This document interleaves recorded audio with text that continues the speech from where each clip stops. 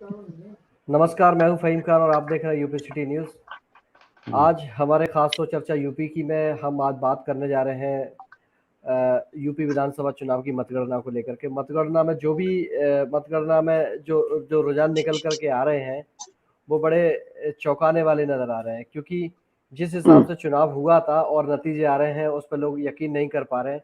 इसी बात पर चर्चा करने के लिए हमारे साथ दो खास मेहमान मौजूद हैं। एक वरिष्ठ पत्रकार कह सकते हैं, वकील भी कह सकते हैं, अमीर अहमद एडवोकेट साहब।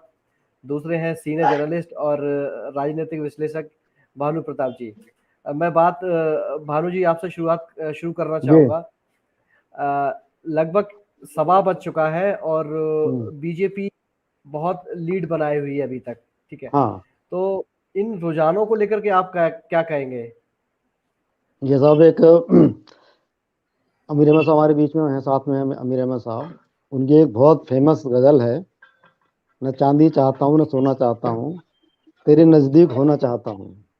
जी तो कुछ ऐसी ही वानगी इस चुनाव में देखने को मिल रही है। हर कोई सत्ता के निकट रहना चाहता है और जो सत्ता में दल होता है उसका प्रभाव कुछ अधिक होता है, और उस सत्ता के निकट आने के लिए इस बार बहुत सारे दलों के बड़े बड़े नेताओं ने दल बदल किया।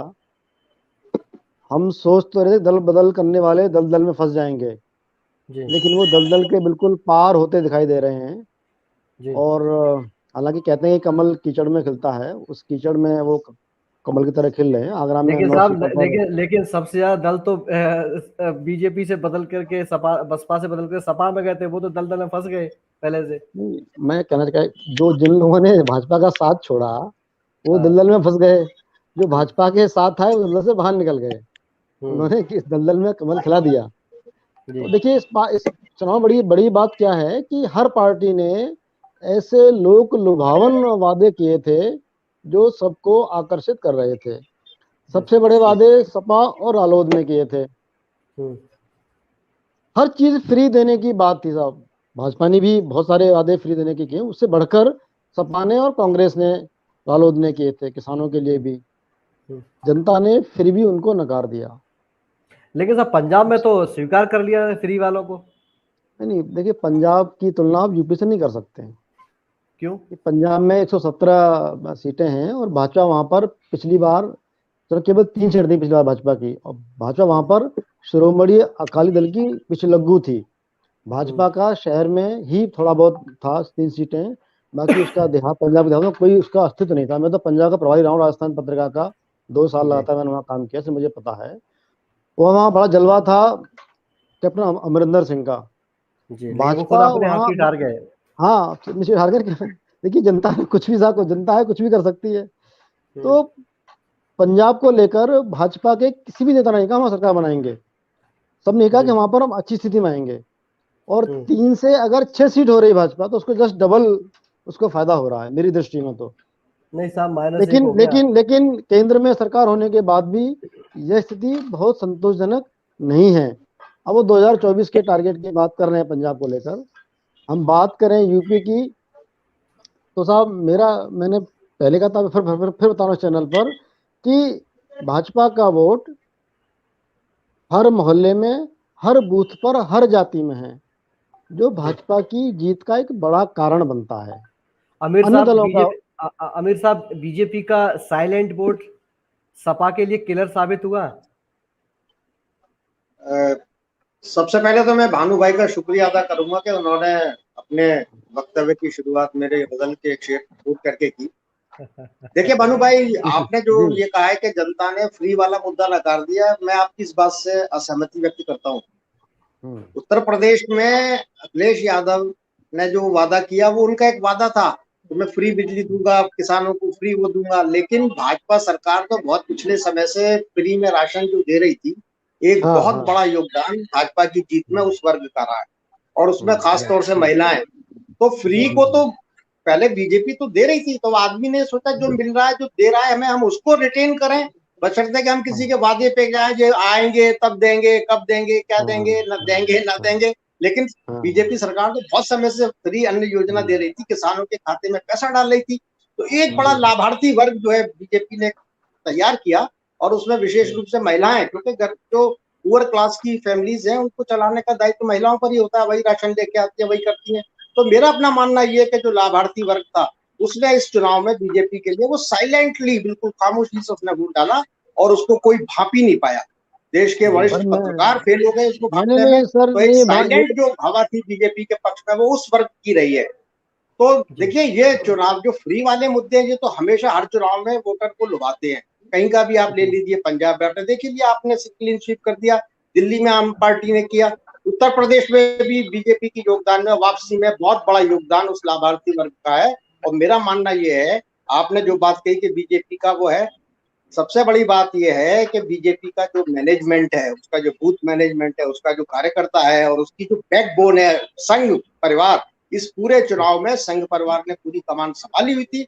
उन्होंने अपने एक एक वोट को लाके वोट पड़वा दिया।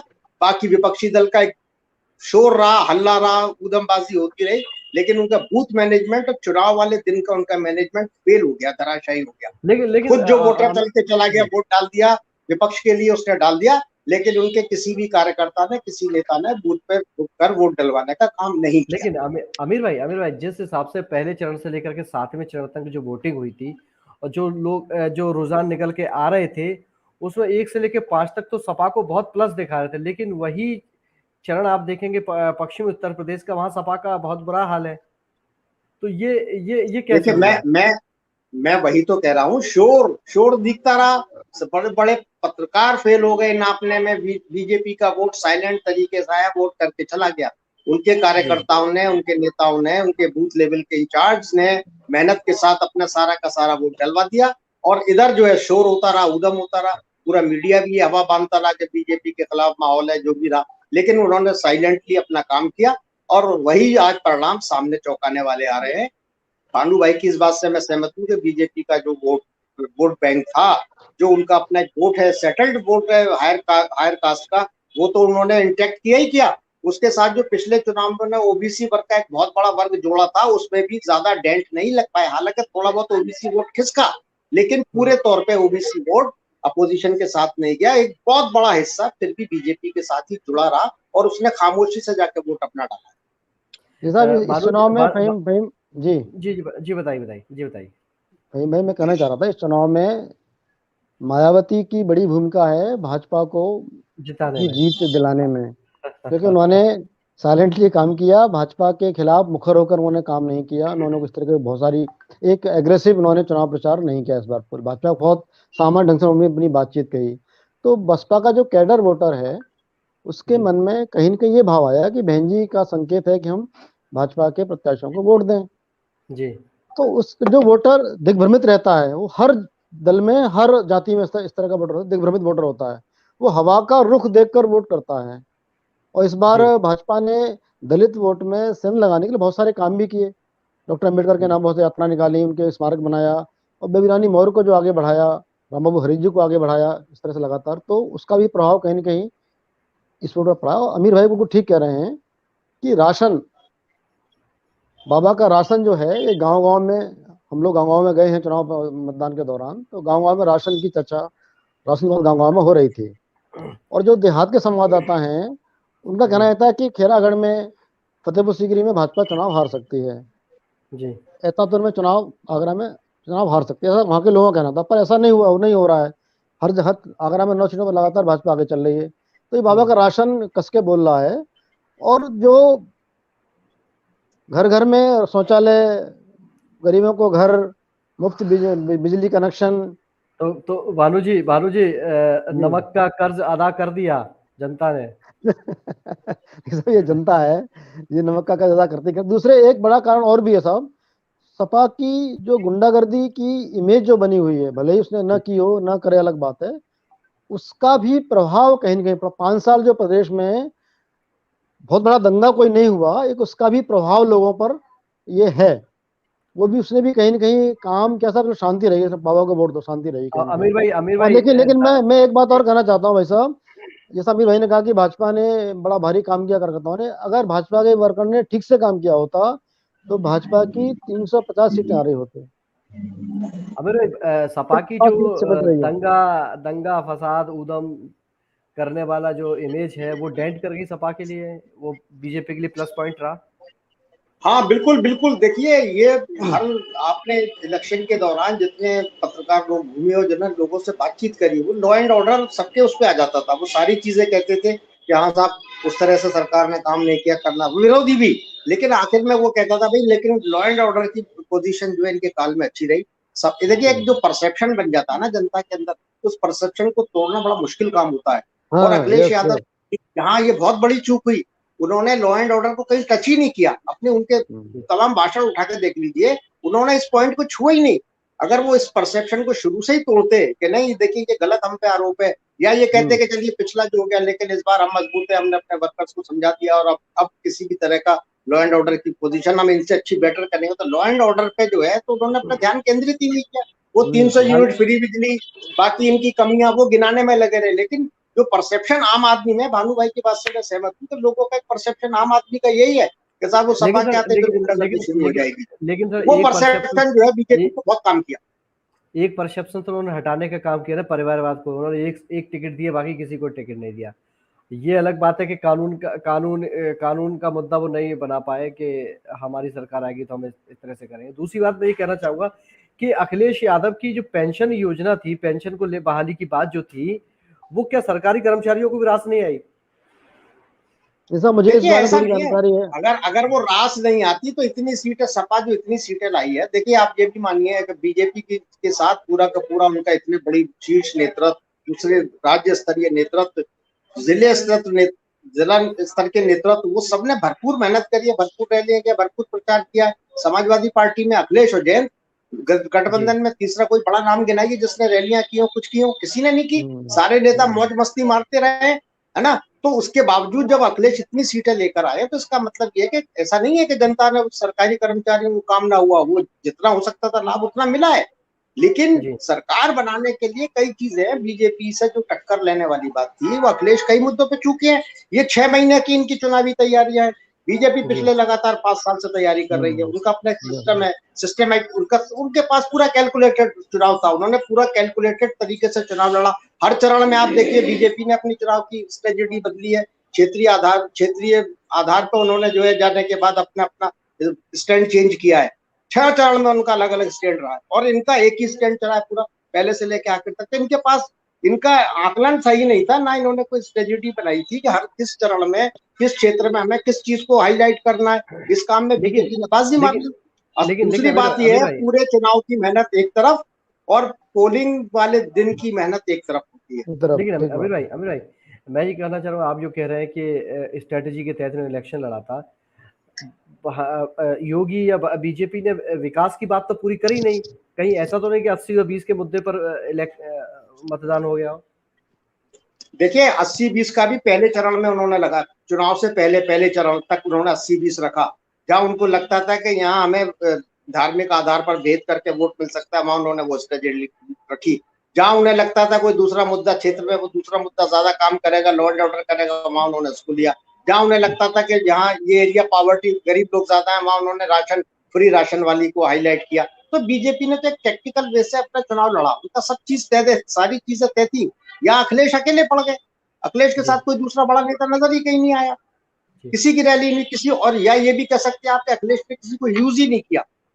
मैं इस बात को कहूंगा कि अखिलेश ने अपनी पार्टी के जो उसके नेता हैं, जो और लोग लीडर्स हैं, उनको कहीं उभरने का मौका ही नहीं दिया पूरे चुनाव में। तीसरी महावीर भाई सबसे मैं बड़ी कहना जो चाहता गलती हूँ। अखिलेश यादव से हुई, तीसरी जो सबसे बड़ी गलती अखिलेश यादव से हुई, वो ये हुई कि उन्होंने अपने जो पुराने, जो उनके यहाँ कुछ लोग थे कुछ सीटों पे जो 2-2 3-3 साल से मेहनत कर रहे थे, उनका टिकट काट के बिल्कुल नए लोगों की एंट्री करके जो टिकट दे दिया, वो भी इनको डैमेजिंग हुआ। कई जैसे विधानसभा ऐसी हैं जहाँ जी के संगठन, इन्होंने प्रत्याशी बना दिया किसी दूसरे को, तो संगठन जो है पुराने प्रत्याशी के साथ लग गया, चाहे वो बीजेपी से चुनाव लड़ रहा था या बसपा से लड़ रहा था। ये एक बहुत जी बड़ा जी डैमेज हुआ है। भानु जी, अमीर भाई ने दो तीन जी। बातें कही। एक तो स्ट्रेटजी हम्म, फेल हुई सपा की, दूसरा हम्म, असंतोष रहा जिन्हें टिकट नहीं मिला वो, और तीसरा हम्म। ये रहा कि नेताओं का इस्तेमाल नहीं किया, या दो ही लोग लग रहे। आप इन बातों से इत्तेफाक रखते ये हैं? सब देखिए, समाजवादी पार्टी, आरएलडी, बसपा और कांग्रेस, इन दलों में सबसे बड़ी कमी क्या है, ये सेकंड लाइन तैयार नहीं होने देते, नेतागिरी की सेकंड लाइन तैयार नहीं होने देते। खुद ही जो अध्यक्ष हैं उनके आसपास एक दो लोग वही नेतागिरी करना चाहते हैं। द्वितीय पंक्ति के नेता आगे नहीं बढ़ाते। भाजपा में द्वितीय पंक्ति, तृतीय पंक्ति, हर तरह के स्तर पर नेता हैं। काम करते हैं, पर अन्य दलों में ऐसा नहीं है, तो उसका लाभ तो नुकसान और लाभ दोनों ही है उसके। जहां तक राज्य कर्मचारियों की पुरानी पेंशन की बात थी, तो मेरे अनेक मित्र हैं राज्य कर्मचारी, मैंने लंबे समय तक शासन मीट पर काम किया है। उस पुरानी पेंशन की बहाली के लिए राज्य कर्मचारियों में 70% से 80% वोट दिया है सपा को। राज्य कर्मचारियों ने खुलकर वोट दिया है हमारी पुरानी पेंशन बहाल हो जाएगी, क्योंकि राजस्थान सरकार ने वो पेंशन बहाल कर दी है। लेकिन क्या भानु जी इससे प्रेशर तो योगी सरकार पे भी आएगा? नहीं, योगी सरकार, देखिए आप यूपी के चीफ सेक्रेटरी दुर्गा शंकर मिश्र, उन्होंने लखनऊ में एक बाकायदा प्रेस वार्ता की, पत्रकारों को बुलाया और बताया कि नई पेंशन के क्या क्या फायदे हैं। ठीक है, मेरी जो बजलाल हैं, जो बीजेपी की घोषणा समिति के सदस्य थे, उनसे मैंने कहा, उन्होंने उनका मेरे पास फोन आया था कि साहब क्या क्या मुद्दे, साहब एक बड़ा मुद्दा आया है पुरानी पेंशन का, उसको आप बीजेपी को शामिल कराइए, कुछ आपको लाभ मिल सकता है। उन्होंने शामिल नहीं कराया, पर नई पेंशन के फायदे गिनवाए चीफ सेक्रेटरी के माध्यम से, लेकिन इसका लाभ बीजेपी को नहीं मिला, लाभ सपा को ही मिला है। कर्मचारी आज भी पुरानी पेंशन चाहते हैं, हर बार मांग करते हैं, उनकी हर स्तर पर मांग लगातार बनी हुई है। आमिर भाई, नए नेताओं को उभरने न देना एक बड़ा कारण तो ये है ही, हम नेता बने रहे, कोई दूसरे नेता न बनने पाए, एक बड़ा कारण ये भी है इन अन्य दलों का। दूसरे आमिर भाई पश्चिम उत्तर प्रदेश को लेकर के हम बात करें तो पहला दूसरा तीसरा चरण बिल्कुल ये था कि सपा ने क्लीन स्वीप कर दिया बीजेपी का। ठीक है, किसान आंदोलन, जाट आंदोलन, गन्ना किसानों के भुगतान को लेकर के जो भी बातें हो रही थी, लेकिन वो जो विरोध था, जो आंदोलन था, वो वोटों में तब्दील नहीं हो पाया, नहीं होता हुआ दिख रहा। इसे लेकर क्या कहेंगे आप?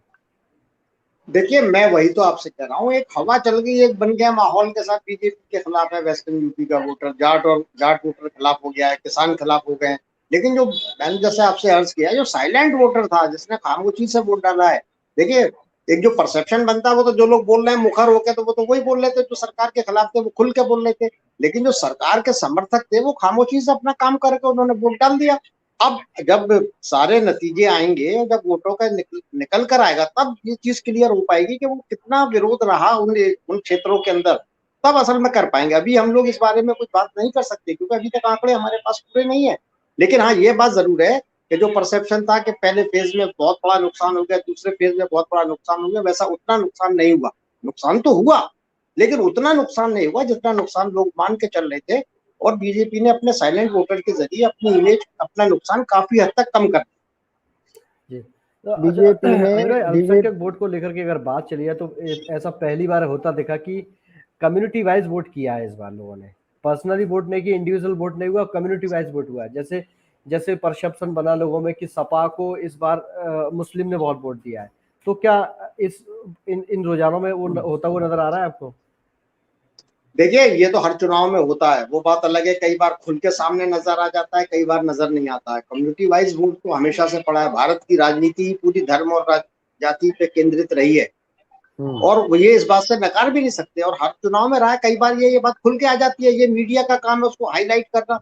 अब मीडिया कह रहा था साहब 80% मुस्लिम ने डाल दिया, 85% मुस्लिम ने डाल दिया। अब ये पोजीशन तो जब टोटल आंकड़े आएंगे, बूथ वाइज निकल के आएंगे, क्षेत्र वाइज निकल के आएंगे, विधानसभा बार निकल के आएंगे, तब आएंगे। हाँ, जनरल तौर पर यह था कि मुस्लिम समाज का ज्यादातर वोट सपा को गया।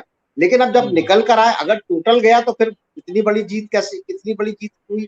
सपा की जीत, सपा की जो इतनी सीटें आई हैं, इसमें बहुत बड़ा योगदान मुस्लिम वोट का है। ये मेरा भी मानना, अपना आकलन है। मेरी जितनी लोगों से बात हुई कि 85% मुस्लिम वोट सपा को गया है। लेकिन उसका रिपरकेशन भी तो हुआ ना, फिर जब लोगों तक ये मैसेज चला गया कि 85% मुस्लिम जो सपा को वोट दे रहे हैं, तो फिर 80% 85% अदर कास्ट ने ये भी सोचा है कि हम बीजेपी को वोट देंगे। तो क्या 15% वोट भाजपा को गया क्या? ना निकल कर मतलब वही बात हो, 80-20 वाली बात आ गई ना फिर सामने निकल करके। हाँ, बिल्कुल बिल्कुल आएगी भैया, वो तो आएगी। ये बात अलग है कि उन्होंने खुल के कह दिया, बाबा ने, 80-20 का चुनाव है। वरना चुनाव में तो ये सब चीजें चलती हैं, जातिगत आंकड़े, जातिगत भी चलता है, धार्मिक आधार भी चलता है, हर चुनाव में होता है और रहेगा, ये तो रहेगा। इससे तो अब आप इस चीज को 5 राज्यों में चुनाव के बाद मुझे क्या लगता है, देश में राष्ट्रीय पार्टी भाजपा और क्षेत्रीय दलों के बीच मुकाबला होगा आगे जब भी चुनाव होंगे। यही इस चुनाव में दिखाई दे रहा है। कांग्रेस सीन से बिल्कुल गायब हो गई है। यहाँ जी। तक कि अच्छा, उत्तराखंड से भी गायब हो गई, मणिपुर से गायब हो गई, गोवा से गायब हम हो बात गई। करें कांग्रेस की, हम बात करें प्रियंका गांधी पिछले 1-2 साल से लगातार यूपी में बड़ी मेहनत कर रही थी, और लड़की हूँ लड़ सकती हूँ महिलाओं को लुभाने के लिए सारा काम भी किया, लेकिन वो अभी इस इलेक्शन में वो नजर नहीं आ रहा। मुझे लगता है कि 2024 की ये तैयारी को लेकर के कांग्रेस ये मेहनत कर रही है। साहब, लड़की हूँ लड़ सकती हूँ बहुत पावरफुल नारा है ये नारा बिल्कुल चुनाव में गजब का काम कर सकता था।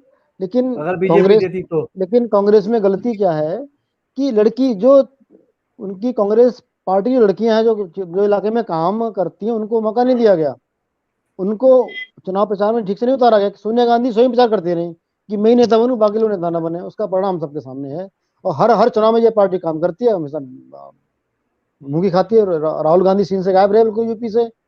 वो आ जाते और 3 सीट मिली और उनको 1 सीट मिलती अगर राहुल गांधी आ जाते तो, और गजब हो जाता। तो ये इन क्षेत्रीय कांग्रेस की ये कमी है कि वो स्वयं ही नेता बनना चाहते हैं। पार्टी के शीर्ष पर बैठे लोग अपने सेकंड लाइन को आगे नहीं बढ़ाना चाहते। इसका परिणाम बड़ा भयानक होता है। कैडर अभी भाई बेस कांग्रेस में है जी नहीं बिल्कुल। जी। कैडर बेस खत्म हो चुका कांग्रेस में बिल्कुल। हवाई लोग रह गए केवल कांग्रेस में। अमीर भाई, बसपा का रोल इस चुनाव को लेकर के क्या कहेंगे? बसपा का रोल जो रहा है पहले चरण से लेकर, पहले चरण छोड़िए, इलेक्शन चुनाव को लेकर, चुनाव प्रचार से लेकर के टिकट बंटवारे को लेकर के, और अंतिम अब ये परिणाम हमें दिख रहे हैं, उसे लेकर के क्या कहेंगे?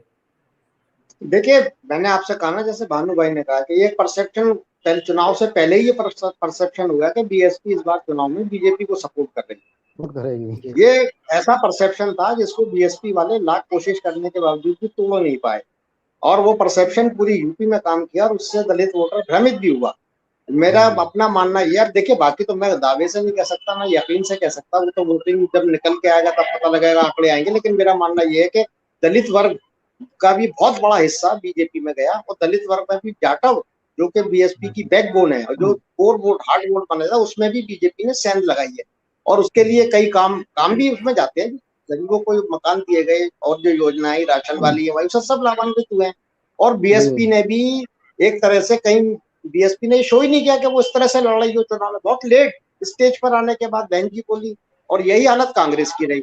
लड़की हूँ लड़ सकती हूँ नारा बहुत देर से आया। अगर यही नारा 1 साल पहले आ जाता और 1 साल पहले से अगर प्रियंका गांधी मेहनत कर लेती, तो मेरा मानना ये है कि कांग्रेस अच्छी खासी फाइट यूपी में देती। लेकिन और लड़की आपने बिल्कुल ठीक कहा फाहिम भाई, कि कांग्रेस का जो जिस तरह से उसने चुनाव लड़ा है, तो साफ जाहिर हो रहा है कि उनकी इस इलेक्शन में उन्हें भी उम्मीद नहीं थी कोई। वो 2024 की तैयारी करके चल रहे हैं, और कांग्रेस एक भ्रम पाले हुई है। उनको लगता है कि बीजेपी का अल्टरनेटिव नेशनल लेवल पर मैं ही हूँ, और लोग मजबूर होकर परेशान होकर हमारे ही पास लौटेंगे। वो इसी स्ट्रेटेजी पे चल रहे हैं कि लोगों को थकने दो, परेशान होने दो, इस सरकार से परेशान हो जाएंगे और मजबूरी में हमारे पास लौट कर आएंगे। तो कांग्रेस तो उस पर चल रही है। कांग्रेस में लीडरशिप खत्म हो गई। आप आगरा ही उठा के देख लीजिए, गिने चुने कांग्रेसी रह गए हैं नाम के। कैडर तो छोड़ो भानु भाई, आप तो कैडर की बात कर रहे हो, मैं कह रहा हूँ लीडरशिप ही खत्म हो गई। कांग्रेस की बिल्कुल लीडरशिप ही बिल्कुल नहीं है। ठीक बात है। आज वो भी उंगलियों पे आपस गिन में लीजिए, वो आज भी शहर आपस में में लड़ रहे हैं। कांग्रेस का एक भी ऐसा लीडर नहीं है जो अपनी उसकी एक आवाज पे 100 लोग भी इकट्ठे हो जाए। हाँ, वो भी नहीं। 100 आपस में आदमी लड़ भी रहे हैं। इकट्ठे नहीं कर सकता कांग्रेस का कोई लीडर। और अच्छा बीजेपी की एक बहुत बड़ी खूबी है कि बीजेपी ने तो मोहल्ले स्तर पे भी नेता खड़े कर दिए हैं, जिसकी मोहल्ले के आवाज के ऊपर कम से कम मोहल्ले के 500 लोग इकट्ठे हो जाते हैं 1 मिनट के अंदर। तो ये बीजेपी ने काम किया, उसने अपने कार्यकर्ताओं को सम्मान दिया है, आगे बढ़ाया है, उनमें लीडरशिप पैदा की है। ये बीजेपी का काम है जी। और इसको अच्छा, नकार नहीं सब सकते, ये क्वालिटी है। सब सब भानु जी, आरएलडी भानु को जी। आरएलडी के बारे में मानते हैं कि उसका जाट एक कैडर वोट है, जाट। लेकिन हमने जो अनुभव किया है फील्ड में, जो बुजुर्ग जाट है वो तो आरएलडी का नाम जपता है, लेकिन जो युवा जाट हैं वो मोदी योगी का शोर मचाते हैं। उसका प्रभाव भी इस चुनाव में हमको सबको दिखाई दे रहा है। जाट बहुल जो सीट है वहां पर भाजपा का ठीक ठाक स्थिति वहां पर है। फतेहपुर सीकरी सीट लें, खैरागढ़ को सीट लें, अन्य सारी सीटें जो हैं। अच्छा, मैं ये देख रहा हूँ कि सपा ने जो स्ट्रेटेजी बनाई थी बीजेपी को घेरने के लिए, पश्चिम से लेकर उत्तर तक की, राजभर को जोड़ा, अपना दल को जोड़ा, आपका आरएलडी को जोड़ा, लेकिन ये कोई कामयाब होते नहीं दिखाई दिए। इसके पीछे क्या सबसे बड़ा फैक्टर नजर आया मेरे भाई? देखिए फहीम भाई, कल तक मैं जिंदाबाद कर रहा था मोदी जी की, कल तक मैं जिंदाबाद कर रहा था योगी जी की, और अचानक से मैंने पाला बदल दिया और मैं आके मैं 20 ऐप निकालने लगा। तो वोटर आज का जो सपोर्टर होता है ना, वो भी अब सोचता है, वो भी ऐसा नहीं है अंधा।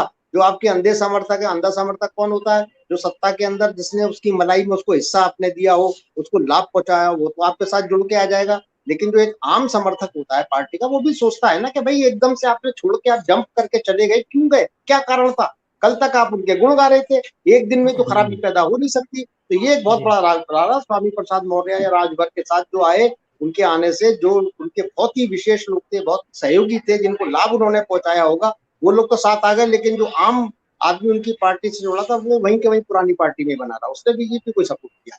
ये लोग ज्यादा डेंट नहीं कर पाए। जैसे इलेक्शन से पहले हम जो भगदड़ देख रहे थे कि 10 नेता सपा में आ गए, 20 नेता बसपा से जुड़ गए, भाजपा से चले गए, उस भगदड़ का भी सपा को फायदा नहीं मिला और बल्कि उसका मुझे लगता है नुकसान ज्यादा हुआ। हाँ बिल्कुल नुकसान हुआ है, उसका नुकसान हुआ है। अगर सपा ने इस पे काम नहीं किया होता, उसने सिर्फ अपने उन लोगों को टिकट दिए होते, उन्हीं लोगों को चुनाव लड़ाया होता जो 5 साल से उसके झंडा उठाए हुए थे पिछले चुनाव के बाद से, तो इनको ज्यादा लाभ मिलता। संगठन अलग हो गया बिल्कुल। कई जगह तो ये हुआ है कि इन्होंने नए लोगों को टिकट दिया था, संगठन पुराने प्रत्याशी के साथ चला गया जो दूसरी पार्टी से लड़ रहा था, और जो नया प्रत्याशी आया उसके साथ कितने लोग होते हैं भाई, किसी भी आदमी के साथ कितने होंगे, 1000, 2000, 500 लोग साथ होंगे, क्योंकि जो भी है उसकी ताकत पार्टी होती है। अब जो श्यामी प्रसाद मौर्य या ओम प्रकाश राजभर या और लोग जो जंप करके आ गए, तो उनके साथ जब वो भाजपा में थे तो पूरा एक पार्टी का कैडर उनके साथ था, वो उनकी ताकत वो थी, उनकी अपनी व्यक्तिगत ताकत नहीं थी। ये सपा ने बहुत बड़ी गलती करी जो बाकी लोगों को लिया, उनको टिकट फौरन रातों रात टिकट बदल दिए, पुराने टिकट काट दिए, जो 5 साल से क्षेत्र में काम कर रहा था उसका आपने टिकट काट दिया, तो उसका लाभ नहीं मिला। बीजेपी को इसका लाभ मिल गया। उसकी वजह यह है कि मोदी और योगी का कद इतना बड़ा हो चुका है, मोदी जी का पूरे देश में और योगी जी का उत्तर प्रदेश में इतना बड़ा कद हो गया है कि जो उनके साए में आ जाता है तो वो पूरी उसका लाभ उसको मिलता है, तो बीजेपी को इसका फायदा हुआ। सर बीजेपी का संगठन ने, भाजपा ने भी बाहर के लोगों को टिकट दिए हैं, उनका संगठन इस तरह का कोई भी आ जाए, हमें उसके लिए काम करना, हमारा प्रत्याशी मान के काम करते हैं। यही तो मैं कह रहा हूँ, तो लाभ मिला, हाँ, अन्य दल उसको स्वीकार नहीं करते, अन्य दल वाले स्वीकार नहीं करते। वो इनका कद इतना बड़ा है, मोदी जी का, योगी जी का, लोग कहते हैं नहीं साहब इनका निर्णय तो हमें इनके निर्णय को सही साबित करना है, लोग जुड़े रहे इनके साथ। बात ये है, वही बात है। लोगों ने प्रत्याशी नहीं देखा, लोगों ने मोदी जी को देखा, योगी जी को देखा। हाँ, बात ये है। भानु जी, जिस हिसाब से रुझान आए हैं, बीजेपी अच्छी बढ़त की तरफ है, ये योगी जी की जो जीत है, यूपी में योगी जी को लेकर के ज्यादा लोगों ने वोट दिया है, 2024 में योगी जी को किस रूप में देखा जाएगा, अगर हम राष्ट्रीय राजनीति परिप्रेक्ष्य में बात करें तो?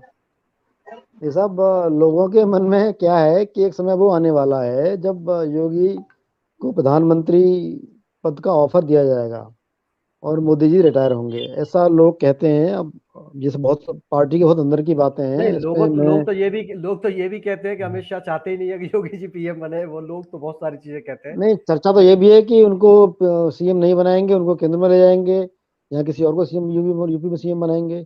लेकिन जो कट्टर हिंदूवाद में विश्वास रखते हैं, उनका मानना यह है कि मोदी के बाद अगर कोई पीएम बनता है तो योगी को बनना चाहिए, ऐसा लोग कहते हैं। और जो भी पॉलिटिक्स करता है उसके मन में सीएम, विधायक और सीएम और पीएम बनने की ख्वाहिश तो हमेशा रहती है, होनी भी चाहिए। तो आमिर भाई, हम सारी जिक्र कर रहे हैं लेकिन ओवैसी को छोड़ रहे हैं इस पूरे पर चर्चा में, तो ओवैसी को लेकर के आप क्या कहेंगे कि क्या आगामी चुनावों को लेकर के उनके लिए कुछ यूपी में हो सकता है या यहीं खत्म सारा? अब देखिए, अब जरा सा निकल कर आया कि 100 सीटों पे या जहां भी जितने भी सीटों पे इन्होंने अपने कैंडिडेट लड़ाए, ओवैसी साहब कितने वोट उन्हें मिले, कितना समर्थन मिला, उसके बाद हम लोग डिस्कस कर पाएंगे ओवैसी का क्या फेट रहेगा। लेकिन हाँ, मेरा अपना जो मानना है, जिस तरह से ओवैसी काम कर रहे हैं, मुझे लगता है कि अभी तो नहीं, लेकिन हाँ 10 साल बाद ओवैसी जो है एक अच्छा खासा दखल कर लेंगे। क्योंकि जब देखिए आदमी जब हो जाता है ना, उसके बाद अब इसी चुनाव से आप लीजिए, मुसलमान ने 80-85% सपा को वोट कर दिया, हालात पूरे सही थे, उसके बावजूद भी सपा सरकार नहीं बना पाई, तो आखिर में आदमी के दिमाग में ये आ गया, अरे यार कुछ भी चलो हटाओ, हारे जीते, अब जो भी हो ओवैसी कम से कम हमारी बात तो बोलता है, संसद में खुल के बोलता है, तो मुझे लगता है कि फिर मुसलमान का एक बहुत बड़ा तबका ओवैसी की तरफ आकर्षित हो सकता है 10 साल बाद। अगर कांग्रेस ने जोर कर लिया 2024 में, अगर कांग्रेस मुसलमानों में पेट बना ले गई तो बात अलग है। अदरवाइज अगर मुझे लगता है कि 10 साल बाद यूपी के अंदर, कम से कम यूपी में मुस्लिमों के अंदर ओवैसी का क्रेज बढ़ेगा और उनका मतदाता, उनके लिए उनके समर्थक ज्यादा पैदा हो जाएंगे। लेकिन सर कांग्रेस कैसे पैक्ट बनाएगी? उनके सलमान खुर्शीद साहब खुद 4थे नंबर पे आए, उनकी वाइफ पहुंच गई है, ऐसे लीडर जब देखिए रहेंगे तो कांग्रेस कैसे? का तो आप समझिए, कांग्रेस को तो बिल्कुल जैसे कहते हैं ना ओवरऑलिंग की जरूरत है। जब तक कांग्रेस ग्राउंड ग्राउंड ग्राउंड पे नहीं जाएगी, नहीं समझेगी अपनी पोजीशन, जब तक ये कांग्रेस के अंदर जो बड़े बड़े नेता बैठे हैं जो भ्रमित करते हैं नेतृत्व को, जब तक उनसे दूरी नहीं होगी, कांग्रेस ही जब तक शीर्ष नेतृत्व आम लोगों के टच में नहीं आएगा, तब तक जो है कांग्रेस की सारी रणनीतियां विफल होती रहेंगी, क्योंकि कांग्रेस में ना तो लीडरशिप अब रही, ना ही कार्यकर्ता उसके पास मौजूद रहे। तो जब लीडरशिप नहीं है, कार्यकर्ता आपके पास नहीं, तो लोगों को कैसे जोड़ पाएंगे? तो कांग्रेस को तो बिल्कुल समझिए नए सिरे से खड़ा होना पड़ेगा। उसे तो नर्सरी के स्टूडेंट की तरह से तैयारी करनी पड़ेगी, तब जाके कहीं कांग्रेस का कुछ हो पाएगा। खाली हवाओं में नारेबाजी करने से या उससे काम नहीं चलता है। इस चुनाव में देख ही लिया आपने, हवा चली, जोर चला, सब कुछ चला, लेकिन नतीजा क्या रहा? वोट तो नहीं मिल पाया ना आपको। और राजनीतिक दल कोई भी जब तक वो सत्ता नहीं आता है, सत्ता जब तक उसको नहीं मिलती है, तब तक उसकी ताकत नहीं होती। अटल बिहारी वाजपेयी जी इतने बड़े नेता थे, पूरे अंतर्राष्ट्रीय स्तर के थे, पूरे देश में उनकी इज्जत होती, लेकिन हुआ क्या? लेकिन वो नहीं ला पाए थे अपने बूते से। आया तभी जब राम मंदिर आंदोलन चला, एक पूरा वर्ग उनके साथ जुड़ा, तब सत्ता में पार्टी आई। और जहां तक अभी आपने 2024 वाली बात करी है, तो ये पक्का मान लीजिए बीजेपी में प्रधानमंत्री पद पर वही आदमी बैठेगा जिसे आरएसएस चाहेगा। राष्ट्रीय स्वयंसेवक संघ अगर योगी जी को रिकमेंड कर देगा तो कोई ताकत उन्हें नहीं रोक पाएगी। और अगर राष्ट्रीय स्वयंसेवक संघ नहीं चाहेगा तो योगी जी चाहे 400 सीट भी ले आते, तब भी प्रधानमंत्री पद के लिए नहीं जा पाते। मोदी जी इसका उदाहरण है, बैठे हुए हैं आपके सामने, गुजरात से लाए गए, सीधे बना दिए गए। तो वो तो संघ की चलती है। ये बात अलग है, भानुभाई स्वीकार नहीं करेंगे, और या बीजेपी वाले भी नहीं कहते कि नहीं साहब संघ का राजनीति में दखल नहीं है, लेकिन हकीकत यही है कि पूरी बीजेपी को गवर्न आरएसएस ही करती है। और इस चुनाव में बहुत बड़ा योगदान आरएसएस के लोगों का रहा है। पूरा संघ जुटा पड़ा है, पूरा संघ जुट गया। बहुत बड़े बड़े स्तर के लोग बूथ पे वोटरों को ले जाते हैं। मैंने खुद देखे, अपनी कारों में वोटरों को ढोए। वो बिल्कुल सही बात है। बीजेपी के मेंबर नहीं है ऐसा आमिर भाई, संसद में आरएसएस को गालियां दी जाती थी, आरएसएस को कोई डिफेंड करने वाला संसद में नहीं था। इसके बाद आरएसएस ने फिर एक राजनीतिक पार्टी जनसंघ का गठन किया, अपने संसद में हमारी बात भी पहुंच सके। तो कोई कुछ भी कहे कि भाजपा और संघ अलग अलग है, ऐसा नहीं है। भाजपा जो है संघ परिवार का एक सबसे बड़ा, सबसे अहम हिस्सा है। और यह जान लेना चाहिए कि समाज में परिवर्तन, देश में कुछ करना है तो सत्ता प्राप्ति के बाद ही किया जा सकता है। सत्ता जो है हर ताले की चाबी है, उससे ही आप प्राप्त करते, तो ये करना ही पड़ेगा उनको। और जहाँ तक यूपी में मुसलमानों की बात है अमीर भाई, यूपी में मुसलमान का वोट था कांग्रेस के साथ। जैसे जैसे भाजपा का उदय होता गया तो मुसलमानों के मन में ये आएगा कि भाजपा उनके लिए बड़ा हुआ है, उनको भाजपा उनको खाएगी, भाजपा सत्ता में आई तो भाजपा को हराने के लिए वोटिंग करने लगे। मुसलमानों ने अपनी लीडरशिप विकसित नहीं की, अपनी पार्टी नहीं बनाई यूपी में, वो एक पार्टी के पिछलग्गू बन गए। इस कारण मुसलमानों की जो राजनीतिक, शैक्षिक, सामाजिक, आर्थिक उत्थान होना चाहिए वो नहीं हो पाया आज तक, क्योंकि जब तक अपनी लीडरशिप विकसित नहीं करेंगे नहीं कर पाएंगे ये। आमिर भाई, पिछलग्गूपन को ओवैसी हटा सकते हैं क्या? तो जी भानु जी ने कहा है कि जो मुस्लिम जो पिछलग्गू बन गए राजनीतिक पार्टियों के और सिर्फ बीजेपी को हराने के लिए वोट करते थे, तो क्या ओवैसी के आने से ये पिछलग्गूपन का तमगा हट सकता है मुस्लिमों से? हाँ देखिए, ये बिल्कुल अब इस बात की प्रबल संभावना पैदा हुई है इस चुनाव के बाद कि आगामी 10 सालों के अंदर ओवैसी जो है एक महत्वपूर्ण फैक्टर बन के उभरेंगे यूपी के अंदर, मुस्लिम लीडरशिप के अंदर। और मुझे ये लगता है कि 10 साल सर बीच में बात काट रहा हूँ कि क्या सिर्फ ओवैसी मुस्लिमों के दम पर सत्ता हासिल कर सकते हैं? सत्ता ना हासिल करें, मैंने आपसे पहले कहा ना, सत्ता हासिल ना करें। मैं अगर उन्होंने 10 एमएलए भी निकाल लिए, अगर 10 एमएलए भी उन्होंने आगामी चुनाव में अपने निकाल लिए, तो बहुत बड़ी इनकी उपलब्धि हो जाएगी। वो ये सत्ता तो हासिल करने का, ये तो आप समझ, सत्ता तो कभी आ ही नहीं सकती, सत्ता तो कभी नहीं आ सकती। सत्ता तो तब होगी जब कोई त्रिशंकु विधानसभा बने और उसमें उनके 25-30 एमएलए हों, जिनके सहयोग से सरकार बने, सत्ता में साझेदारी कर लें। अकेले दम पे तो मतलब ही नहीं है होने का। लेकिन हाँ, ये जरूर हो जाएगा कि अब मुसलमान थक हार के अब वो सोचेगा हमने सपा को इतना बड़ा समर्थन दे दिया, इसके बावजूद नहीं आई, तो भाई परवीनी को सपोर्ट करो, विपक्ष में तो रहना ही है। तो फिर विपक्ष में एक ऐसा दमदार होना जो हमारी आवाज को उठाए, हमारी बात को बोले। ये भावना लोगों में आ रही है, अपना नेता खड़ा हो, हमारा आदमी हो जो हमारी बात करे, ये चीज पैदा हो जाएगी। और मेरा अपना मानना यह है कि 10 साल के अंदर जो है वैसी एक बहुत बड़ा फैक्टर बन के सामने पूरे यूपी क्या पूरे देश में ये ओवैसी का फैक्टर काम करना चालू कर देगा। जी भानु जी, भाजपा के हाँ भानु जी, राजभर भी अखिलेश यादव को राजभोग नहीं करा पाए, तो इस पे क्या कहेंगे आप? राजभर बहुत ही विदूषक टाइप नेता है, तो कोई गंभीरता की राजनीति वो नहीं करता, कभी यहाँ कुछ भी कह देना, कुछ भी बोल देना, उसका एक स्वभाव है। तो उसका कोई ज्यादा महत्ता नहीं है, उसको एक निश्चित इलाके में उसका प्रभाव है, निश्चित जाति में उसका प्रभाव है, वो भी बहुत पूरी यूपी में नहीं है, एक निश्चित कुछ जिलों में है, तो क्या उसको गंभीरता से लेना था, मैं तो मानता नहीं उसको।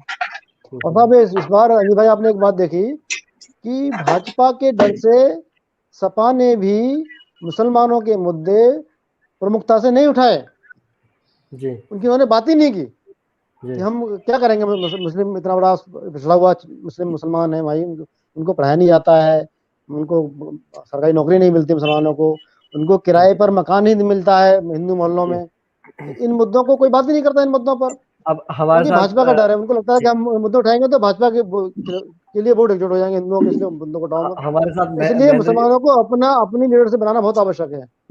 महेंद्र कुमार जी जुड़ गए। महेंद्र कुमार जी हमारी पिछली डिबेट में बैठे हुए और कह रहे थे कि इस बार का सबसे बड़ा मुद्दा कानून व्यवस्था है, और वही इस इलेक्शन में सब हमारे पैनलिस्ट जिक्र कर रहे हैं।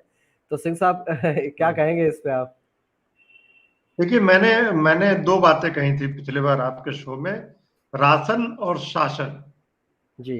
तो राशन जो एक बहुत बड़ा जो है, जब उत्तर प्रदेश के मजदूर कामगार बड़े मेट्रो से दिल्ली मुंबई से उनको वहां की सरकारों ने जब वापस भगा दिया कोविड के दौरान, तब जिस तरीके से स्टेट गवर्नमेंट ने उनका हाथ संभाला, अभी ये कहा जा सकता है कि जो है, और ये एक बड़ी आशंका उस समय व्यक्त की जा रही थी कि यूरोप की कई यूरोपीय देशों की आबादी से अधिक आबादी का उत्तर प्रदेश और उत्तर प्रदेश की सरकार क्या ये बोझ संभाल पाएगी।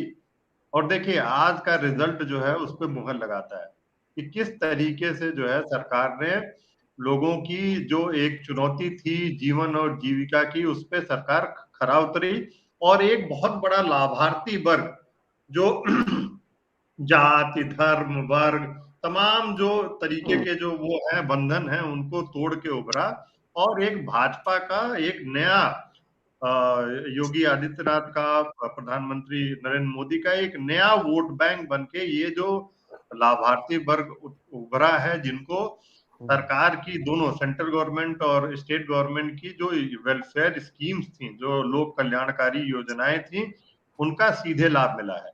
दूसरा जो सुरक्षा का मुद्दा है कि ये दो तरीके से आप देखिए, इसमें दो प्रमुख मुद्दे हैं। पहला ये है कि जो हमारी बेटी हैं, हमारे बच्चे हैं, जो लड़कियां हैं, जो औरतें हैं, उनको जो सुरक्षा मुहैया कराई गई, उनको जो एक कि अब सूर्य अस्त के बाद उनको घर वापस आने की मजबूरी नहीं है, वो निर्भीक होके अपने स्कूल जा सकती हैं, तो ये एक बड़ा मुद्दा बना, खासकर महिलाओं और बच्चियों में, स्कूल गोइंग जो गर्ल्स हैं उनमें।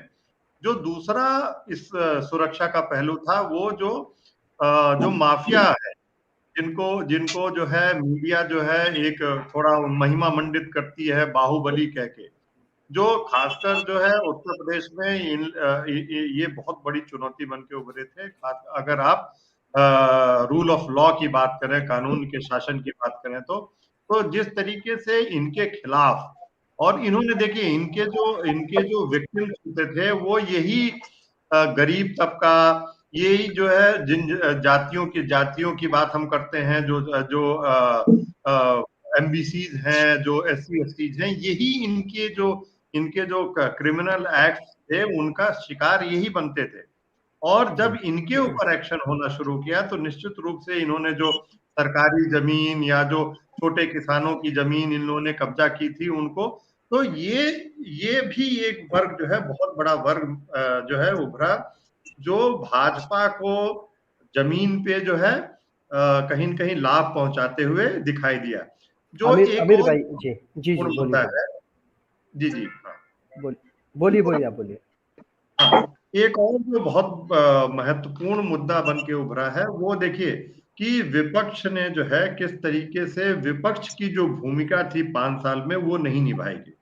आप देखिए 4.5 साल तक विपक्ष कहीं उत्तर प्रदेश में दिखाई नहीं दिया, ट्विटर को छोड़ के या सोशल मीडिया को छोड़ के।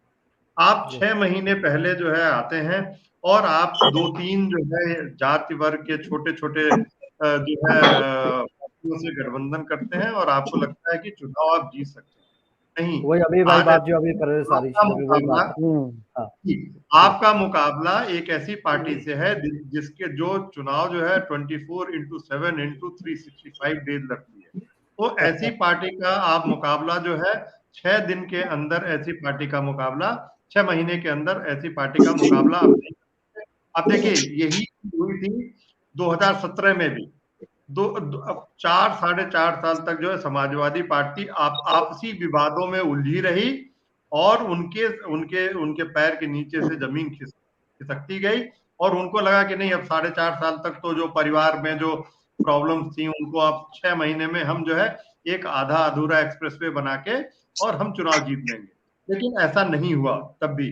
तो अब ये एक बहुत बड़ा मैसेज है उत्तर प्रदेश के लिए और खासकर नॉर्थ इंडिया के लिए कि कहीं के 1990 के दशक में जो मंडल पॉलिटिक्स शुरू हुई थी उसका खात्मा हुआ है। ये लगातार देखिए चौथा चुनाव है जिसमें उत्तर प्रदेश की जनता ने जो शो कॉल्ड सोशल इंजीनियरिंग की बात होती है, जो कास्ट बेस्ड मोबिलाइजेशन की बात होती है, उसको कहीं न कहीं उत्तर प्रदेश की जनता ने नकारा है, चाहे 2017 रहा हो, चाहे 2019 तो रहा हो। आमिर भाई मैं आमिर भाई के पास जाऊँ, क्या कास्ट वाइज पॉलिटिक्स सिर्फ सपा, कांग्रेस, बसपा करती, बीजेपी नहीं करती? जैसे कि क्यों नहीं करती है? क्यों नहीं करती है? क्यों नहीं करती है? हर अरे पार्टी आप टिकट वितरण उठा के देख लीजिए ना, हर पार्टी जाति आधारित टिकट देती है। जिस जाति के वोटर ज्यादा उसी जाति के आदमी को टिकट मिलता है। सारी पार्टी को उठा के आप देख लीजिए। तो ये कोई थोड़ी कह सकता कि बीजेपी ने उसमें नहीं किया। बीजेपी ने सबसे बड़ा काम इसी पे किया। उसने तो जो बैकवर्ड क्लासेस थी, अदर बैकवर्ड क्लासेस थी, ओबीसी वर्ग था, उसमें पूरा काम किया है। टिकट वितरण उठा के आप देख लीजिए, जहाँ दलित बाहुल्य है वहां दलित को टिकट दिया है, जहाँ ओबीसी ज्यादा है वहां ओबीसी को टिकट दिया है। तो जाति आधारित राजनीति तो इस देश की आवश्यकता बन गई एक तरह से कहा जाए तो। अब कोई भी पार्टी जाति से हटकर राजनीति नहीं कर सकती।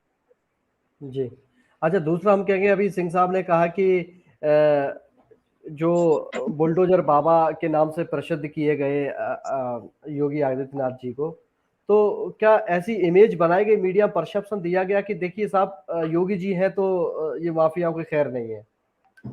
देखिए मैं आपसे एक बात कहता हूँ, आप जो है एनसीआरबी के आंकड़े उठा के देख लीजिए, उत्तर प्रदेश अपराध में सबसे नंबर 1 के ऊपर रहा है, लेकिन वो उस चीज को अपोजिशन सामने ला ही नहीं पाया। सिंह साहब ने जो कहा 4.5 साल विपक्ष सोता रहा, वो बात बिल्कुल सही है। अगर विपक्ष ने पहले दिन से उस चीज को लेके आते, महिलाओं की सुरक्षा की बात हुई, ठीक है, एक परसेप्शन दे दिया कि अब आधी रात के बाद भी निकल आएगी, लेकिन आप उठा के देख लीजिए, हर दिन आपको 2-4 खबरें गैंग रेप की, महिलाओं के साथ अत्याचार की मिलेंगी। आंकड़े यही कहते हैं, लेकिन उस चीज को विपक्ष कहीं ला ही नहीं पाया। 6 महीने के अंदर आप किन किन मुद्दों को ला पाते? विपक्ष इस बात को समझा ही नहीं पाया जनता को कि लॉ एंड ऑर्डर जो है स्थिति कोई ज्यादा अच्छी नहीं सुधरी। एक परसेप्शन दे दिया गया कि साहब वो है। जहां तक बाहुबलियों के खिलाफ बुलडोजर चलाने का सवाल है, एक लिस्ट उठा के देखिए कितने बाहुबलियों के खिलाफ बुलडोजर चले हैं आपके, लेकिन एक प्रचार ऐसा कर दिया गया मीडिया का सहारा लेके कि जैसे आपने पूरे प्रदेश से माफिया खत्म कर दिए, बाहुबली खत्म कर दिए। हकीकत यह है कि बाहुबलियों का आज भी राज चल रहा है। अब टिकट के अभी परिणाम जब पूरे क्लियर होंगे तब आप देखिएगा जहां से बाहुबली लड़े कितने वोट उन्होंने पाए, या उनके लड़कों ने कितने वोट पाए, उनकी पत्नियों ने कितने वोट उनको लोगों ने दिए हैं। तो ये तो देखिए भारत की राजनीति का ये पहलू है, इसे कोई खत्म नहीं। हाँ, बात यह है कि परसेप्शन जनता में ये मैसेज चला गया, आपने 10 में से 2 आदमी टारगेट कर लिए, उन पर बुलडोजर आपने चलवा दिया। मैसेज ये दे दिया जैसे आपने सारे बाहुबलियों के खिलाफ बुलडोजर चला दिया। धनंजय सिंह आज भी शान से घूम रहे हैं, धनंजय सिंह के खिलाफ आज तक एक भी कार्रवाई नहीं हुई, लेकिन अपोजिशन इस बात को कहीं ला ही नहीं पाया। और लाभार्थी वर्ग, जैसे मैंने भी कहा था, सिंह साहब ने कहा, लाभार्थी वर्ग ऐसा निकल कर आया, अपोजिशन ने लाभार्थी वर्ग पर राशन के ऊपर टच ही नहीं किया। अपोजिशन ने इस बात को जनता को समझाया नहीं कि भाई ये तो किसी की भी सरकार होती उसको करना ही था, ये उसकी लाइबिलिटी है। कोरोना पीरियड में जब देश भीषण संकट से गुजरना था, सरकार किसी की भी होती, ये योजना तो उसे देनी ही होती, लाभ उसको देना ही होता। जनता के दिमाग में सीधा सीधा जो आ गया कि भाई मोदी ने हमें खाना दिया, योगी जी ने हमें खाना दिया, वो हो गया, वो काम कर गया। जनता तो देखिए बड़े क्षणिक होते हैं, इश्यूज एकदम से उभरते हैं और जो उसको कैश कर ले जाए वही उसमें विजयी हो जाता है, वही लाभ बीजेपी ने लिया। तो शासन राशन दोनों मुद्दों को बीजेपी ने अपने पक्ष में भरपूर तरीके से इस्तेमाल किया और उसका पूरा पूरा लाभ मिला है। जी सिंह साहब कुछ कहना चाह रहे हैं मेरे भाई आपकी बात पे? जी, मैं एक चीज कहना चाहता हूं कि पहली बात, हमें मतदाता के विवेक पे प्रश्न नहीं उठाना चाहिए कि बीजेपी ने ऐसे कह दिया तो उन्होंने मान लिया। मतदाता नहीं मानता है। इंडिया शाइनिंग हम किसी से भूला नहीं है। इंडिया शाइनिंग कि मतदाता जब तक महसूस नहीं करता है, उसको जब तक लाभ नहीं मिलता है, और जैसा हमारे सहयोगी पैनलिस्ट ने बोला कि ये तो देना ही था। देखिए, सबसे बड़ी फूड सब्सिडी भारत सरकार के लिए और स्टेट गवर्नमेंट के लिए उसमें जो लीकेजेस थे वो सबसे बड़ी चुनौती थी। और इस सरकार ने, और तमाम घोटाले होते थे, राशन की दुकानों पे लाइन लगता था, किसी को राशन नहीं मिलता था, गलत लोगों को राशन मिलता था, सारे फेक राशन कार्ड बने थे।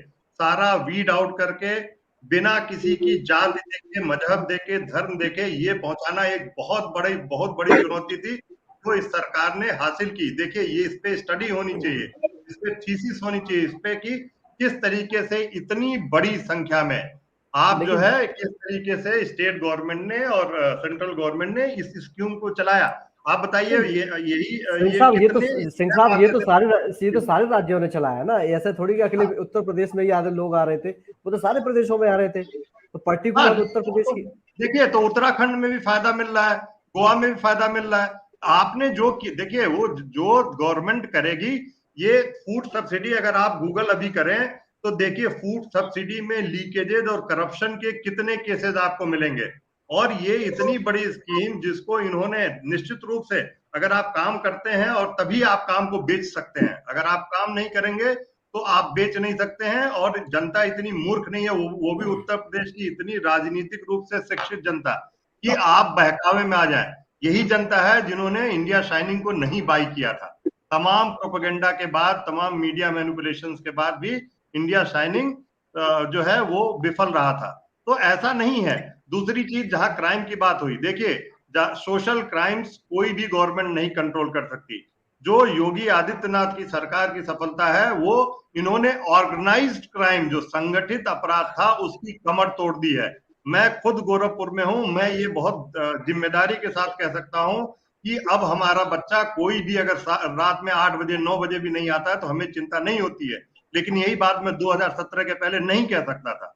और जहां तक क्राइम रेट की एनसीआरबी के डेटा की बात है, आप देखिए, आप पहले लिखा ही नहीं जाता था। मेरे एक बहुत अच्छे मित्र हैं, ये बीच में एक नैरेटिव चलाया गया कि जो है ब्राह्मण नाराज है। तो मैंने उनसे ऐसे पूछा, ब्राह्मण नाराज है, आप ब्राह्मण है, आप तो वोट दोगे नहीं उसको?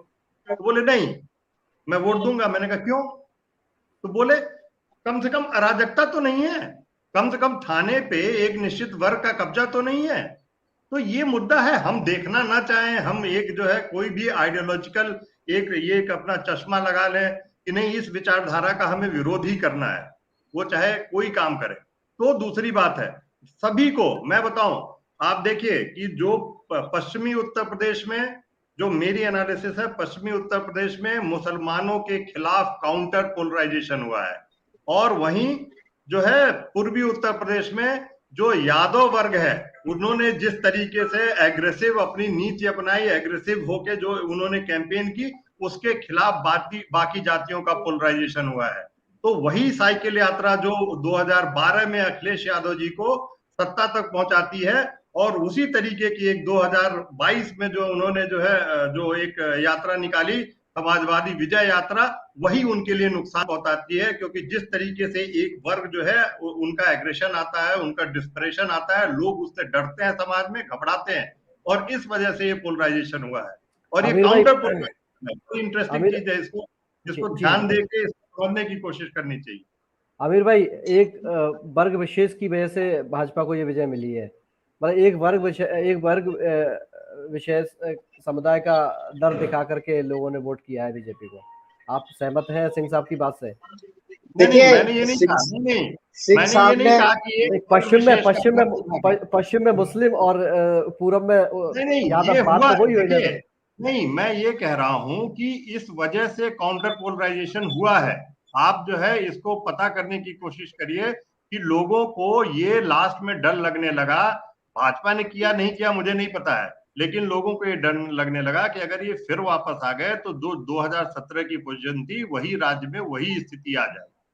ये निश्चित रूप से आप बात कर लीजिए अक्रॉस द कम्युनिटी, आपको ये बात सामने आएगी, मिलेगी आपको। जी अमीर भाई। देखिए सिंह साहब ने जो बात कही, सिंह साहब मैंने जो ये बात कही थी राशन वाली, आपने कहा कि जनता भ्रमित नहीं होती है, मैंने ये नहीं कहा कि भ्रम गया, जनता को तो लाभ मिला। लेकिन आप ये बताइए कि जिन राज्यों में बीजेपी की सरकार नहीं थी, क्या उन राज्यों ने ये राशन नहीं दिया लोगों को? क्या उन्होंने भूखा मरने दिया? या आप ये मानिएगा यूपी में योगी जी की सरकार नहीं होती या केंद्र में मोदी जी की सरकार नहीं होती, किसी और दल की सरकार होती, तो क्या वो लोगों को भूखा मरने देती? ये तो उसकी लाइबिलिटी थी, उन्होंने अपने कर्तव्य का पालन किया। लेकिन उन्होंने, मेरा कहना ये था कि उन्होंने लोगों को ये क्लिक कर दी ये बात, देखिए हमने ये किया, कोई दूसरा होता तो वो शायद नहीं कर पाता। और ये चीज वोटर को क्लिक कर गई, वोटर को सीधा लाभ मिला, इसीलिए लोगों ने उसको वोट किया। ये बात मैं खुद कह रहा हूँ, तो इसमें कोई विचारधारा या उसकी बात नहीं है ना। वो है आपने जो बात कही पोलराइजेशन, वो तो बीजेपी की तो पूरी रणनीति ये थी। मैंने पहले ही, आप नहीं आ पाए थे चर्चा में, उन्होंने क्षेत्र वाइज हिसाब से अपने मुद्दों को बदला।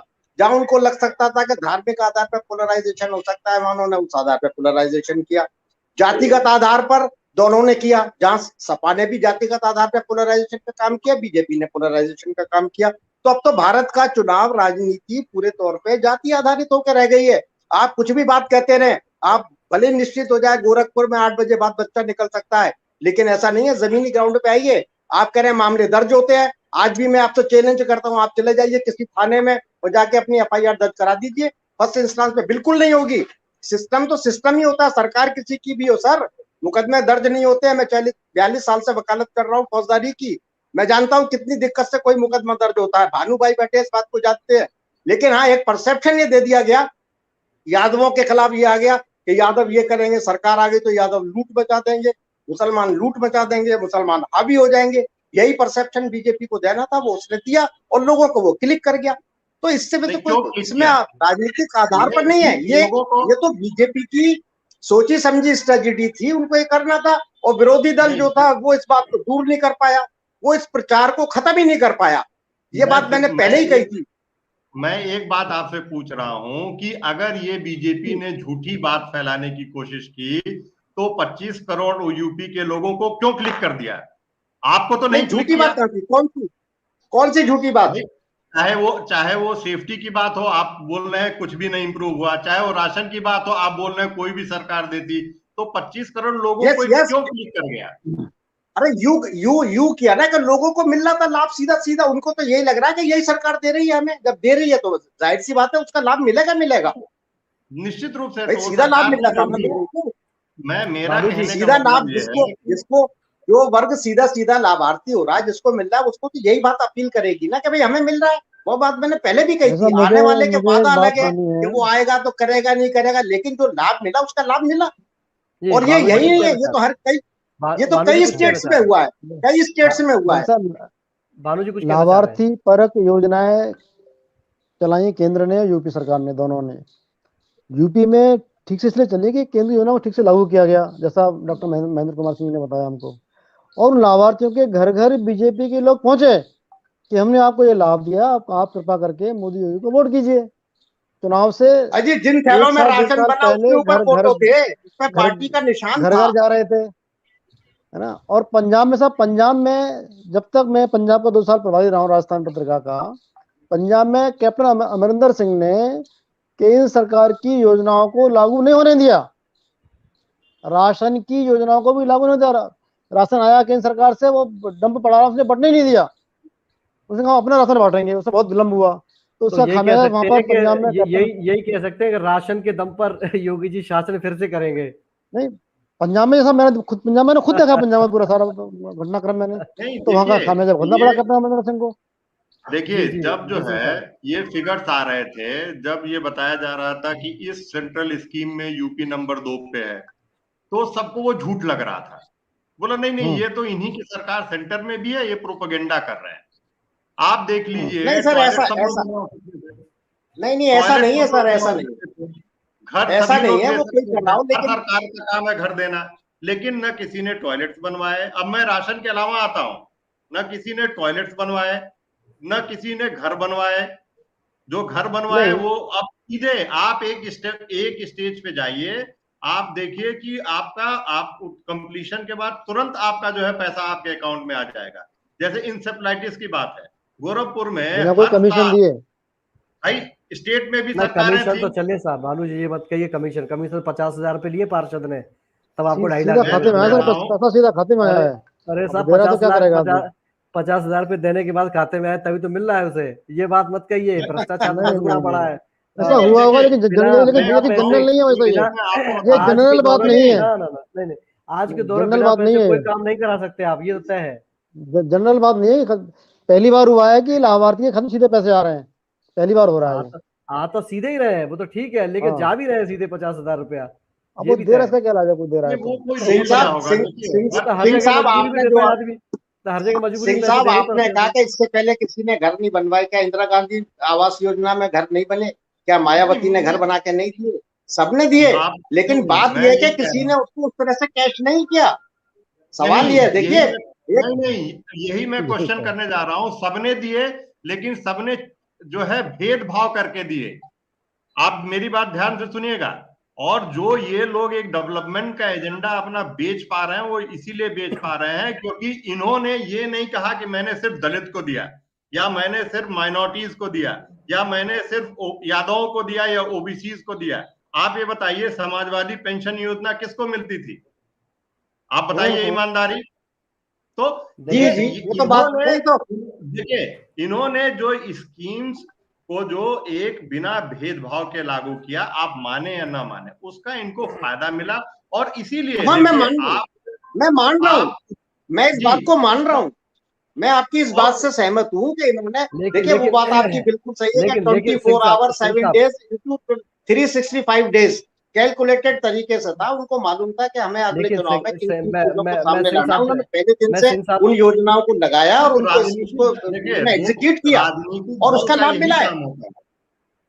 डेफिनेटली उसका लाभ मिला है, योजनाएं आई है, उसका लाभ मिला है। और देखिए, आप कितना भी कह लें वोटर बहुत समझदार होता है, बड़ा चतुर है, लेकिन हकीकत ये है कि वोटर को जो लाभ, जो भी पार्टी या सरकार लाभ देगी, वोटर उसको एहसान मानता है और उसको वोट करता है।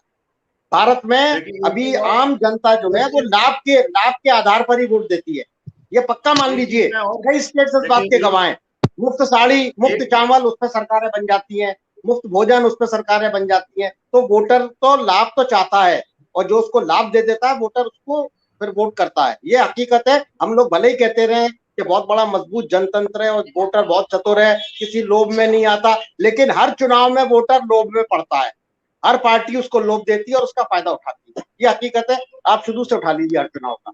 लेकिन सिंह साहब एक बात कहना चाहूंगा, सिंह साहब एक बात करना चाहूंगा। आप कह रहे हैं कि सरकार ने बिना जाति, बिना किसी धर्म का ध्यान रखते हुए सबको चीजें दी है, लेकिन लास्ट में जाके तो वही लास्ट में तो 80-20 का ही खेल हो गया। नहीं तो बात तो 80-20 की कर गए लास्ट में जाके। मैं वही बात कर रहा हूँ, पटेल और जिन्ना का भी खेल हुआ। वही तो मैं कह रहा हूँ, पटेल और जिन्ना का भी खेल हुआ। तो ये बात मैंने पहले बोली कि आप वो भी हुआ। और फिर होली दिवाली पे सिलेंडर फिर फ्री, ये भी चला। सिर्फ आप कह रहे हैं भेदभाव नहीं किया, होली और दिवाली पर ही सिलेंडर। ईद और क्रिसमस गायब है उसमें से, बैसाखी गायब है, लोहड़ी गायब है। तो आप ये कैसे कह सकते हैं कि नहीं, कोई भेद ही नहीं किया? देखिए, राजनीतिक लोग हैं, हम और आप उतने चतुर नहीं होते, ये लोग बड़े चतुर होते हैं। इनके एक एक सेंटेंस बड़े हिसाब से बोलते हैं। अब आप बताइए, आप होली और दिवाली पर ही मुफ्त सिलेंडर, क्या है ये? भेदभाव है या नहीं है? बता दीजिए। मैं आपसे सीधा सवाल कर रहा हूँ। नहीं, होली और दीपावली पे किसने बोला है कि सिलेंडर सिर्फ होली दीपावली में मिलेगा? मैंने तो बीजेपी के विज्ञापन में, अरे बीजेपी के विज्ञापन 10 दिन छपे अखबारों में, सारे नेशनल पेपर में छपे जी, सिर्फ होली दिवाली पर मुफ्त सिलेंडर। सर मैं दिखा दूंगा आपको, अब मैं भेज दूंगा आपको, मैं आपको सारे अखबारों के विज्ञापन भेज दूंगा। सबसे ऊपर हेडलाइन, सबसे पहला यही, फर्स्ट यही जी। अभी एक चीज जो 10% सभी सीटों पे 10% जो है, मैं आप दोनों लोगों से जानना चाहूंगा, 10% जो है, 10 से 12% ज्यादा महिलाओं ने पुरुष की अपेक्षा वोट किया। और ये लोग कह रहे हैं इसमें इसमें मुस्लिम महिलाएं भी शामिल हैं जिन्होंने भाजपा को वोट हाँ होंगी क्यों नहीं? हाँ बिल्कुल दिया होगा। मैंने पहले आप नहीं आए थे, मैंने अर्ज किया है राशन योजना में लाभ। देखिए जो पुअर सेक्शन को राशन का लाभ मिला उसमें महिलाएं पूरा ज्यादातर घर की जिम्मेदारी संभालती हैं, वही राशन लेके आती हैं करती हैं, तो जाहिर सी बात है जिसको लाभ मिला वो तो देगा, कोई भी हो। वो राशन वाला बहुत बड़ा लाभार्थी वर्ग रहा है, उसने वोट किया है। और लॉ एंड ऑर्डर वाला वो भी एक बड़ा वर्ग रहा है, बहुत बड़ा, उसने भी किया उसी आधार पर। लेकिन जो मेन जो रोल रहा है वो उसी वर्ग का रहा है, जो चाहे वो राशन योजना से लाभान्वित हुआ हो, चाहे मकान वाली योजना से लाभान्वित हुआ हो, चाहे वो शौचालय वाली से रहा हो। उसमें कोई भी क्लास नहीं है, कोई जाति नहीं है, धर्म नहीं है, वो उसने फिर वोट किया है। लाभार्थी पर योजना का बड़ा भारी हाथ है। वक्त की कमी है भानु भाई, वक्त की कमी है। फिर आपसे अगले राउंड पे चर्चा करेंगे। हमसे जुड़ने के लिए बहुत बहुत धन्यवाद अमीर भाई, आपका भी, भानु जी आपका भी, डॉक्टर साहब आपका भी। शुक्रिया। नमस्कार। Thank you.